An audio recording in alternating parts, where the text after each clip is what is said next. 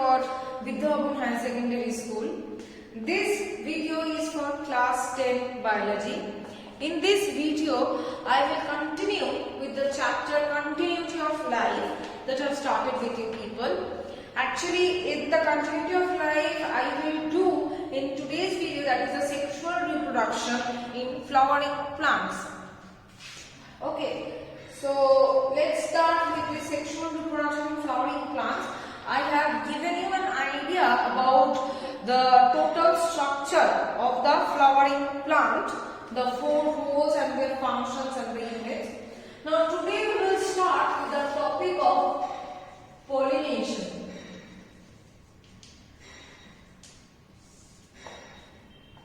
What is pollination? Pollination means transfer of pollen grains. Now we know that there are 2 male and female reproductive part. Male reproductive part is the androecium and the female reproductive part is the gynoecium. Right? Now pollination means transfer of pollen grains. From where? We know that this androecium produces pollen grains. So from androecium, the pollen grains are being transferred to the gynoecium. This transfer of pollen grains from the anther to the stigma is termed as pollination. Transfer of pollen grains from anther to stigma. Now this pollination is again of 2 types. One is self-pollination. Second one is cross-pollination. So self-pollination, what is it? When the pollen grain is transferred from the anther of one flower to the stigma of the same flower, it is called self-pollination. That means the flower is same. Okay, from the same flower. Okay, suppose this is the flower. This is the gynoecium and these are the androecium, suppose. So from in the same flower, these pollen grains are transferred from anther to stigma. In the same flower, this is the self-pollination. And it also says that if it is the same flower where both the male and the female part are being present, it is the bisexual flower, not unisexual. Examples are pea, swabbing, this is the example. Now coming to the cross-pollination. Cross-pollination is the pollen grain is transferred from the anther of one flower to the stigma of another flower. That is not the same flower. Here 2 flowers are required. 2 flowers required. From one flower having the androecium, from that flower the pollen grain is transferred to another flower who is having the gynoecium. Okay, so here we require 2 flowers, and as the 2 flowers, that is one flower is not containing both the male and the female part, that is why it is not bisexual, rather it is unisexual. Okay, examples guava, maize, these are the examples. Now next is that there are merits and demerits, that is advantages and disadvantages of self and cross-pollination. First, we will read about the self-pollination. Advantages that this process is sorted and occurs without the help of any agents. We do not require any agent because it is within the same flower.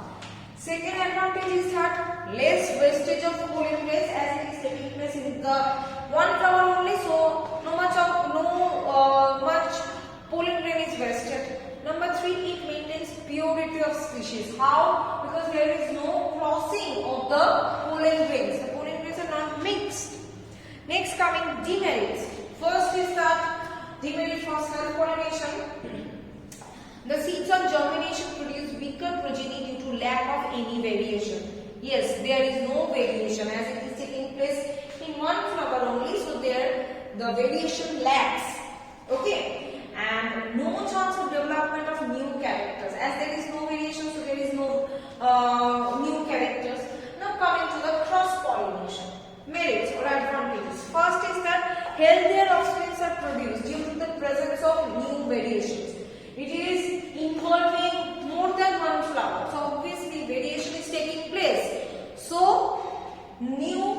developed offsprings are being produced. Number 2, possibility of origin of new species. Yes. So there is variation, so there is a chance of getting new species.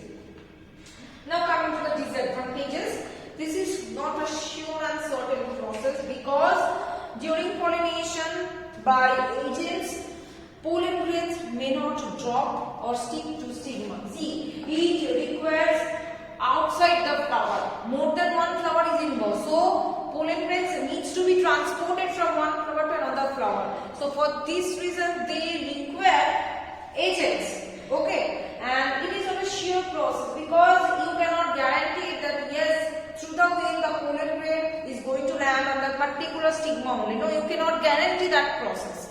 It may happen, it may not happen. So it is not a sure process. Okay. Next is that where pollen grains are wasted. Obviously, agents are carrying out the pollen grains. Here and there, it is being thrown away or being carried out. Okay. So you cannot give this assurity. No pollen grains will be wasted. Rather, it will be wasted more. Next is that it cannot maintain the purity of species. Obviously, it is if it will maintain the purity of the species, so there will be no variation. As there is variation taking place, so purity we have to compromise in that sector, that in the purity part. Okay, so it is getting mixed with other pollen grains or like that, and a mixed character can be obtained. So this was about the merits and demerits of the self and cross pollination. Now we will read about the agents of pollination. Agents of pollination means to carry out the pollen grains, we require some agents or something or some substances. Those are the agents of pollination. That can be living, that can be non-living. Okay. Now, first of all, first agent is the air. That means the air pollinator. That is air or wind will carry the pollen grain from one flower to another flower. Examples like paddy. So you just think when the air is carrying it, so it must be very light, otherwise the air cannot carry it out. Okay, light, feathery, powdery. Okay, next is water. Next agent, water. Where we can find it? In hydrilla.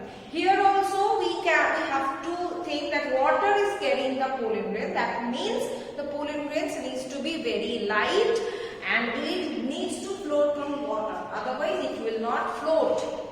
Next is insect pollinator. Example is mango. Insect pollinator means that the insect must come on the pollen grain. So why do the insect will come? First of all, it should be sweet scented. Okay. Second of all, it should have bright colors. Okay, and very good scent, sweet scent. Next is bird pollinated. Example is shimun. Here also you just think that why it will come, the birds will come because of the color and the smell, the fruit, the smell of the fruit or like the smell of the flower. For these reasons, the bird will come and will help in the pollination process. So these are the agents of pollination. There is a difference between self and cross pollination in your book. Please read that difference. Okay. So here I am keeping my video to this much. In my next video, I will continue with the chapter. Thank you.